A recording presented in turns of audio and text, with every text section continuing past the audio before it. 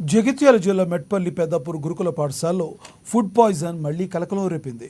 గురైన ఘటన మరొక ముందే మళ్లీ అదే పాఠశాలలో అస్వస్థతో మరో విద్యార్థి చనిపోవడంపై వారు అసహనం వ్యక్తం చేశారు.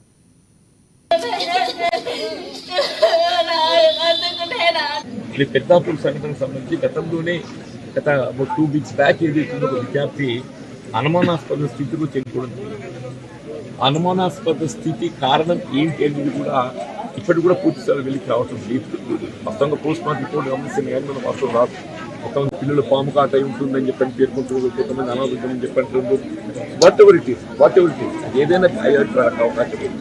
ఇక్కడ ఉన్న పరిస్థితుల్లో చూస్తే పాము కాట అయ్యే అవకాశం కూడా ఉంది. ఎందుకంటే ఈ ప్రాంతం ఏదైతే ఏ విధంగా ఉండేది మనం గమనిస్తుంది చెప్పండి. దాని తదుపరి మళ్ళీ ఈనాటి సంఘటన కూడా ఏదైతే ఉందో అంటే వాస్తవంగా ఏదైతుందో ఫుడ్ పాయిజనింగ్ అని చెప్పిన ముందు అందరూ కూడా భావించారు.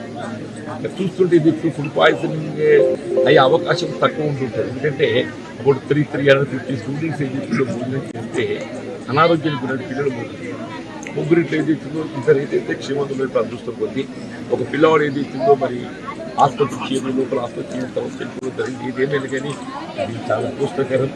మధ్య మధ్యలో మాట్లాడుకుంటూనే వస్తున్నా, ఎట్లుంది సరే లేదు బాగా సీరియస్ అయిపోయింది చెప్పండి సార్ ఎట్లుంది, లేకపోతే ప్రైవేట్ హాస్పిటల్ మేడం మీరు రండి నన్ను వచ్చేసరికి అప్పుడు పిల్లలకి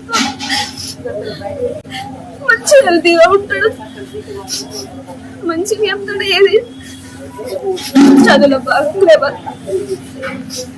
నేను వద్దని చెప్పాను మమ్మీ